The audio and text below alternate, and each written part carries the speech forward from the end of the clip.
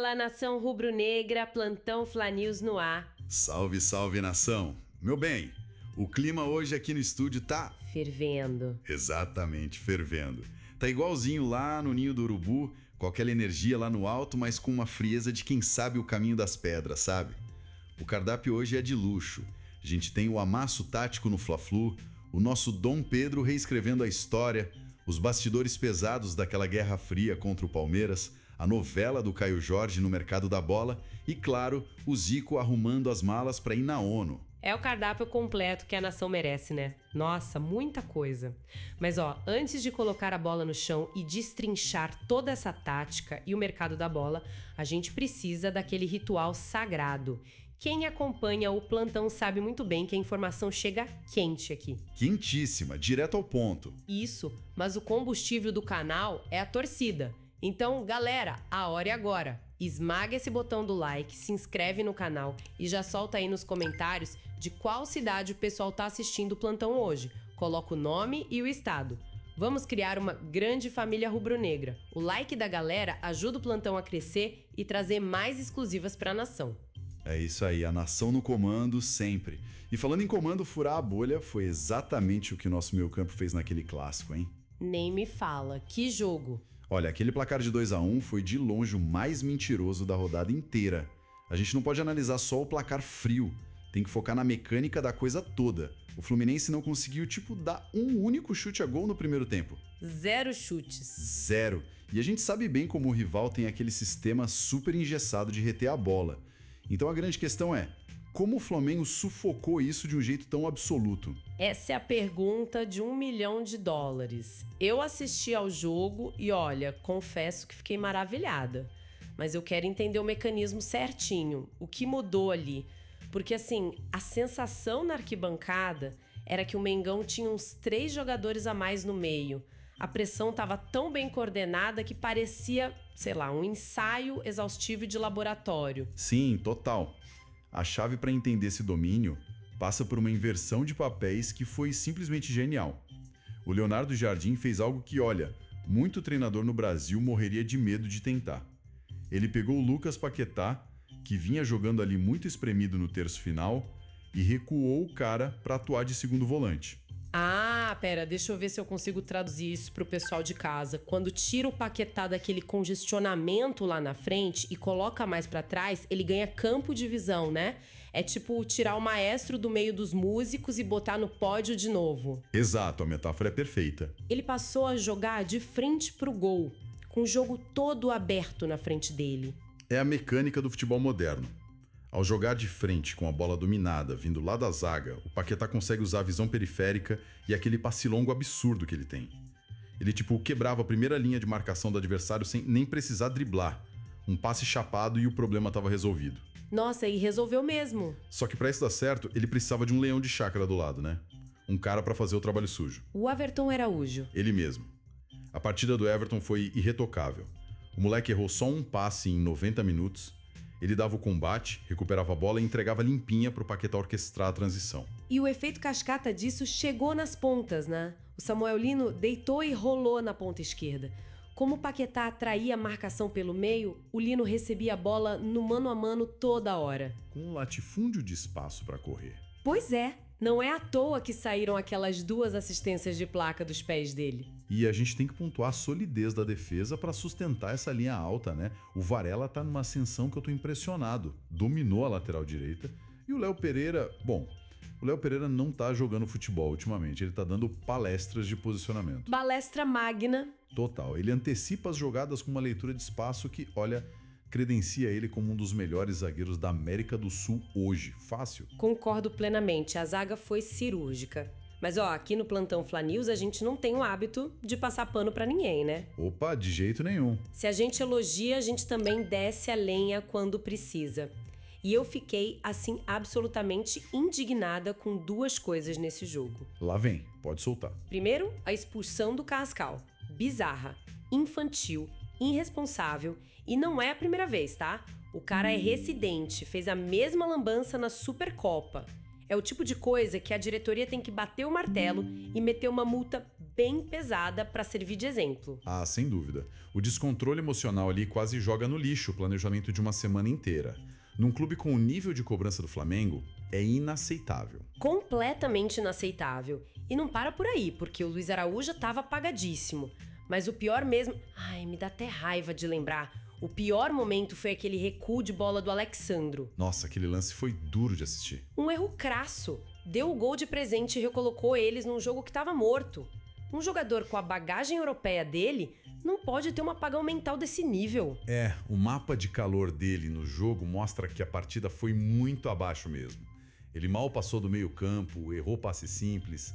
Mas assim, a gente precisa olhar também para os bastidores do DM, porque tem uma explicação fisiológica por trás.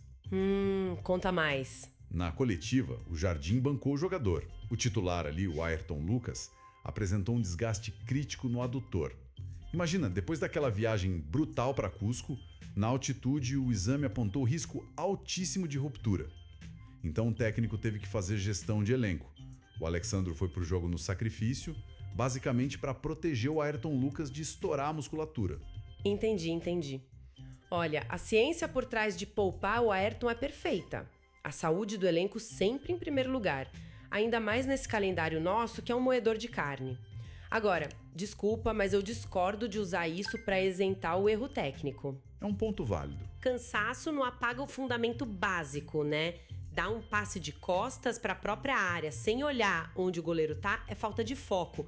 Se o cara tá esgotado, joga a bola pro mato. Não tenta um recuo enfeitado desses. É um ótimo contraponto, realmente. A fadiga afeta a tomada de decisão, a ciência prova isso, mas um recuo cego é falta de concentração primária. Sorte que o domínio coletivo era tão grande que não custou os 3 pontos. E sorte também que a rodada inteira parece que foi desenhada pra gente. Nossa, os deuses do futebol estavam de camisa rubro-negra. O São Paulo perdeu e o líder, o Palmeiras, empatou em 0-0 com o Corinthians num jogo assim bizarro. Bizarro é pouco, caótico. O Corinthians teve 2 expulsos. 2. E o Yuri Alberto ainda conseguiu a proeza de perder um gol feito. Mas mesmo com 2 a mais, o Palmeiras não fez absolutamente nada. Eu até explico isso. Jogar contra uma retranca exige improviso, triangulação, faltou talento puro para quebrar as linhas pelo meio e aí o time travou. Travou legal. E a tabela se abriu para nós. O Flamengo pulou para vice-liderança com 20 pontos e o detalhe de ouro, um jogo a menos contra o Mirassol dentro do Maracanã. A liderança virtual já tá nas nossas mãos, só confirmar esse favoritismo em casa. E a gente sabe, né? Quando a camisa rubro-negra aparece grande ali no espelho retrovisor, os rivais tremem. A pressão psicológica é uma avalanche. E falando em avalanche, nada simbolizou mais a nossa força nesse clássico que a partida do Dom Pedro. Ah, o nosso camisa 9. O jogo dele foi histórico. Totalmente histórico. Vamos dissecar os números, porque a matemática conta a história de uma lenda viva. Com os 2 gols no clássico, o Pedro não só garantiu a vitória, ele bateu 163 gols com o manto. Sabe o que significa? Ele ultrapassou oficialmente o Gabigol. Sim, que estava com 161. Exato. O Pedro agora é, de forma isolada, o maior artilheiro do Flamengo no século XXI. Gente, é um número assustador. E na história inteira do clube, juntando todas as épocas, ele já é o 6º maior artilheiro, tá empilhando recordes, subindo o Olimpo, que, claro, tem o nosso Rei Zico lá no topo com 508. O topo é do Galinho, mas tem mais recorde, viu? O Pedro é o rei absoluto dos pontos corridos. O Brasileirão nesse formato existe há mais de 20 anos. E nenhum outro jogador fez tanto gol pelo Flamengo. 72 gols em 168 jogos. É uma constância fora da curva. E adivinha quem é a maior vítima dessa constância? O Fluminense, claro. A lei do ex nunca falha. Já são 9 gols em 27 Fla-Flus. Aquela frieza no primeiro gol, usando o corpo, bloqueando o zagueiro e finalizou sem nem olhar pro goleiro. Técnica pura. Mas olha, o que mais me impressiona no Pedro hoje não é só finalização. O cara aprendeu a roubar a bola na intermediária. Essa é a grande evolução que calou a boca de todo mundo. E tem o dedo do Leonardo Jardim aí, viu? Na zona mista, o técnico revelou que quando chegou, a equipe de análise dizia que o Pedro era estático, que não sabia fazer o perde-pressiona. Duvidaram dele. Duvidaram. E o Jardim comprou a briga. Treinou exaustivamente o arco de corrida do Pedro para ele fechar as linhas de passe dos volantes em vez de correr reto no zagueiro. Hoje, a comissão avalia que ele é um jogador 100% completo no cenário mundial. Distribui o jogo como falso 9 e morde a saída de bola. Morde igual um volante. E todo esse esforço físico e técnico tem um alvo claro, né? O Pedro não tá acomodado. O foco dele tá lá na frente, na Copa do Mundo. Ele abriu o coração na zona mista. Falou que o combustível diário dele é ser chamado pelo Carlo Ancelotti para a seleção. E o Ancelotti não é bobo. Lembra do Benzema no Real Madrid? O Ancelotti adora centroavante que faz essa leitura de espaço e recua para armar o jogo. O Pedro entrega um pacote tático igualzinho aqui. A seleção é questão de tempo. Certeza absoluta. Mas, mudando de campo para a diretoria... Eita, lá vem bomba. Pois é, lembra que a gente falou da pressão psicológica dos rivais quando o Flamengo encosta na tabela? A turma de São Paulo já acusou o golpe. Começou o choro institucional. Começou. O Palmeiras mandou um ofício formal lá para a CBF reclamando de um suposto, entre aspas, tá? Tratamento diferenciado para o Flamengo, porque o Fla-Flu foi adiado de sábado para domingo. Ah, me poupe, né? Como se isso fosse um privilégio. Ignoraram completamente a ciência do esporte. O Flamengo não pediu favor nenhum. O time voltou de Cusco com altitude absurda, ar rarefeito que enche o músculo de ácido lático. O voo de volta tem 12 horas. Botar os caras num clássico 48 horas depois e pedir para romper ligamento. O próprio Fluminense concordou com o adiamento, priorizando a saúde de todo mundo. Lógico. É bom senso médico. Mas a dor de cotovelo deles fala mais alto. Impressionante. E quem não levou desaforo para casa foi o José Boto. Aquele nosso dirigente deu uma entrevista no pré-jogo que foi sensacional. Ele foi cirúrgico, né? Cirúrgico. Sem citar nome, ele chamou a turma de chorões profissionais, falou que qualquer gestor ia adorar ter 24 horas a mais para recuperar os atletas. É uma diretoria rival tentando tumultuar uma decisão médica consensual, tentando ganhar no tapetão o que não tá conseguindo no campo. Exatamente, a carapuça servindo. Galera aí nos comentários, a nação também acha que o desespero bateu lá no lado verde porque a gente chegou na vice-liderança. Deixem aí as opiniões, quero ler tudo. O pessoal vai comentar pesado nisso aí. E ó, pra continuar atropelando, a nossa diretoria sabe que precisa encorpar o elenco. E aí entra a nossa grande apuração exclusiva do dia. Atenção, nação, alerta de exclusiva, porque depois que nós falamos, todo mundo tá falando, tá? O mercado da bola tá pegando fogo. A novela do Caio Jorge virou um xadrez financeiro maravilhoso que pode botar o camisa 9 aqui na Gávea já no mês que vem e por uma pechincha. O pulo do gato tá escondido no regulamento da CBF. Lembra daquela regra antiga que se o jogador fizesse 7 jogos no Brasileirão, ele não podia mais trocar de time? Lembro, a quarentena bloqueava geral. Pois é, a CBF mudou isso. O limite agora são 12 jogos. 12 jogos. E como é que a diretoria cruzou isso com a situação dele lá em Minas? Simples.